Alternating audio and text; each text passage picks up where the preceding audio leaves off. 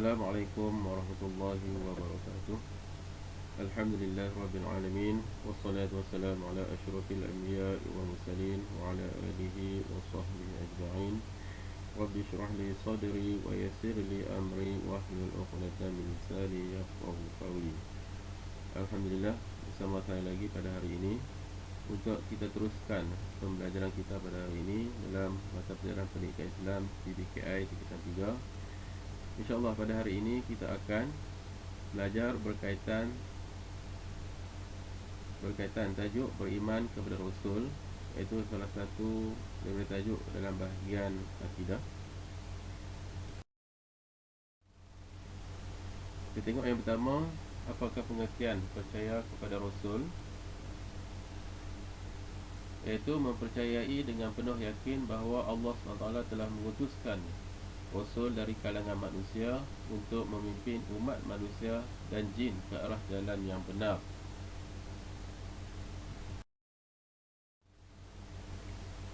Pengertian Nabi dan Rasul. Yang pertama kita tengok tentang apakah maksud Nabi.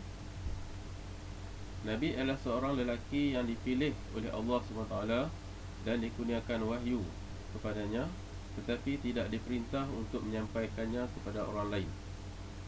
Apa pula maksud Rasul? Iaitu seorang lelaki yang dipilih oleh Allah SWT dan dikurniakan wahyu kepadanya serta diperintah untuk menyampaikannya kepada orang lain. Jadi sini ada persamaan dan juga perbezaan antara Nabi dan Rasul. Persamaan antara Nabi dan Rasul ialah kedua-duanya adalah lelaki. Yang kedua, persamaan yang kedua ialah kedua-duanya Nabi dan Rasul tadi dikurniakan wahyu oleh Allah SWT. Itu persamaan. Dan apa pula perbezaannya? Okey, kita tengok tentang perbezaan Nabi dan Rasul. Yang pertama, kita tengok beza dari segi bilangan. Bilangan Nabi adalah ramai, jumlah Nabi terlalu ramai. Sedangkan jumlah Rasul yang wajib diketahui adalah sebanyak 25 orang. Kemudian tengok pula tentang beza Nabi, perbezaan Nabi dan Rasul dari segi tugas. Tugas Nabi ialah menerima wahyu hanya untuk dirinya sendiri dan tidak diperintahkan untuk menyampaikan kepada orang lain. Sedangkan Rasul pula menerima wahyu daripada Allah SWT dan diperintahkan untuk menyampaikan wahyu kepada umat manusia.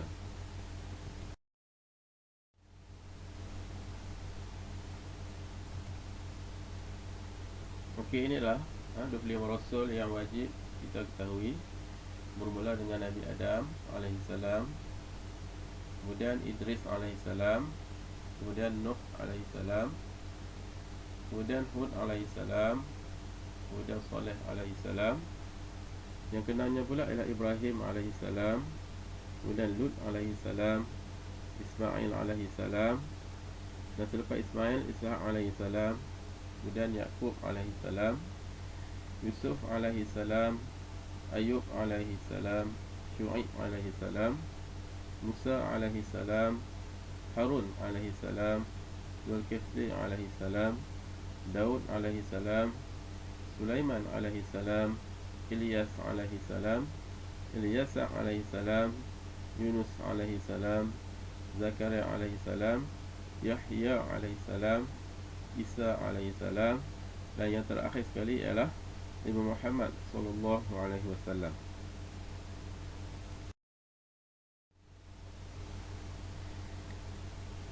Baik, di antara 25 Rasul yang wajib kita ketahui tadi, ada beberapa orang Rasul Ulul Azmi.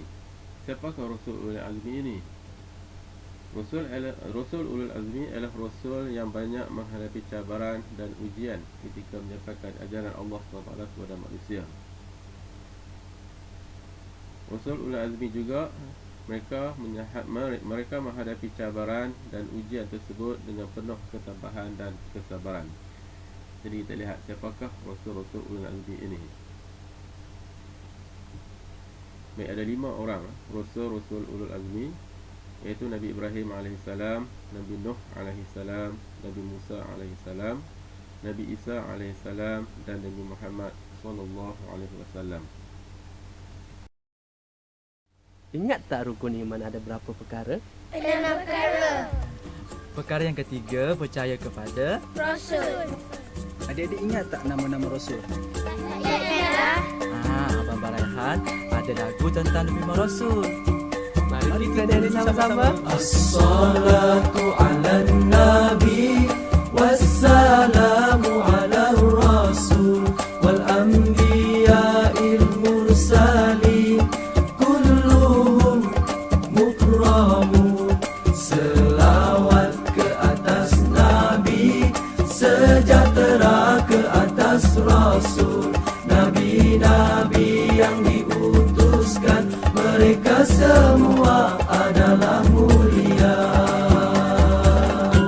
Adam, Idris, Nuh, Hud, Saleh, Ibrahim, Lut, Ismail, Ishaq, Yaqub, Yusuf, Ayyub, Syuaib, Musa, Harun, Zulkifli, Daud, Sulaiman, Ilyas, Ilyasa, Yunus, Zakaria, Yahya, Isa, wal akhiru khatimul anbiya, Muhammad al-Mustafa.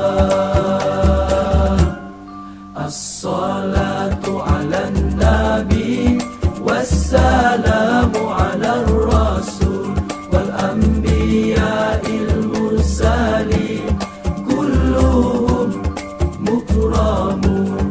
Selawat ke atas nabi, sejahtera ke atas rasul, nabi-nabi yang diutuskan, mereka semua adalah mulia. Nawwir qulubana ya Allah, ka qalbi rasulika ya Allah. Terangkan hati kami ya Allah, seperti hati Rasulmu ya Allah. Adam, Idris, Nuh, Hud, Saleh, Ibrahim, Lut, Ismail, Ishaq, Yaqub, Yusuf, Ayyub, Syuaib, Musa, Harun, Zulkifli, Daud, Sulaiman, Ilyas, Ilyasa, Yunus, Zakaria, Yahya, Isa, wal akhiru khatimul anbiya, Muhammad al-Mustafa. As-salatu ala nabi wassalamu ala rasul wal anbiya'il mursalin kulluhum mukramun. Selawat ke atas nabi, sejahtera ke atas rasul, nabi-nabi yang diutuskan, mereka semua adalah mulia. Nawwir qulubana ya Allah, ka qalbi rasulika ya Allah. Terangkan hati kami ya Allah, seperti hati Rasulmu ya Allah. Nawwir qulubana ya Allah, ka qalbi rasulika ya Allah. Terangkan hati kami ya Allah, seperti hati Rasulmu ya Allah. Adam, Idris, Nuh, Hud, Saleh, Ibrahim, Lut, Ismail, Ishaq, Yaqub, Yusuf, Ayyub, Syuaib, Musa, Harun, Zulkifli, Daud, Sulaiman, Ilyas, Ilyasa, Yunus, Zakaria, Yahya, Isa, wal akhiru khatimul anbiya, Muhammad al-Mustafa. Selawat ke atas nabi, sejahtera ke atas rasul, nabi-nabi yang diutuskan, mereka semua adalah mulia.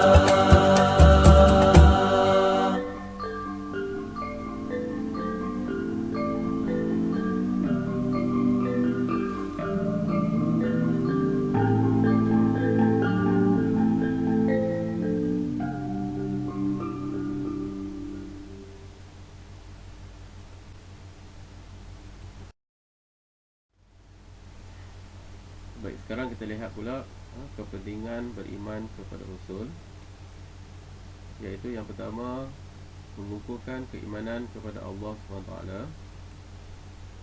Yang kedua, mengamalkan segala yang disampaikan oleh para Rasul.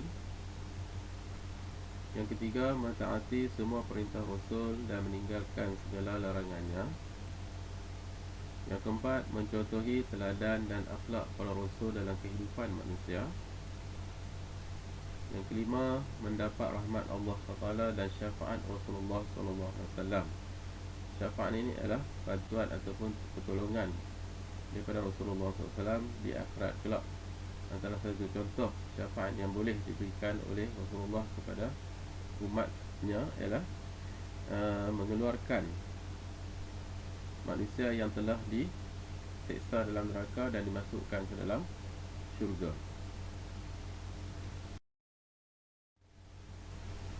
Kemudian terlihat pula apakah akibat tidak beriman kepada Rasul. Akibat yang pertama, terbatal akidah kerana beriman kepada Rasul adalah rukun iman yang keempat. Bermakna kalau seseorang itu tidak beriman kepada Rasul, bermakna dia telah tidak beriman ataupun tidak percaya kepada salah satu dari rukun iman yang 6 perkara tadi. Yang kedua, syariat Islam tidak dapat dilaksanakan dengan sempurna. Yang ketiga, seseorang itu tidak mendapat syafaat Rasulullah SAW pada hari akhirat.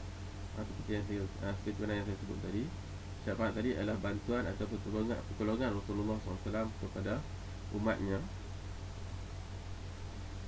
Yang keempat, kehidupan menjadi kucar-kacir kerana hilang panduan daripada ajaran Rasul. Jadi hidupnya tak tentu arah sebab tidak ada panduan yang sebenarnya daripada ajaran Rasul.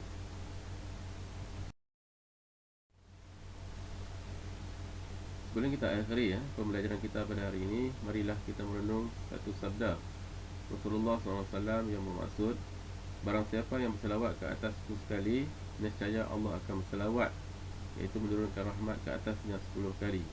Maksudnya sini kita selawat hanya sekali kepada Nabi SAW, Allah akan selawat ke atas kita sebanyak 10 kali. Jadi banyakkanlah kita berselawat kepada Nabi pada setiap hari. Jadi sekian saja untuk hari ini.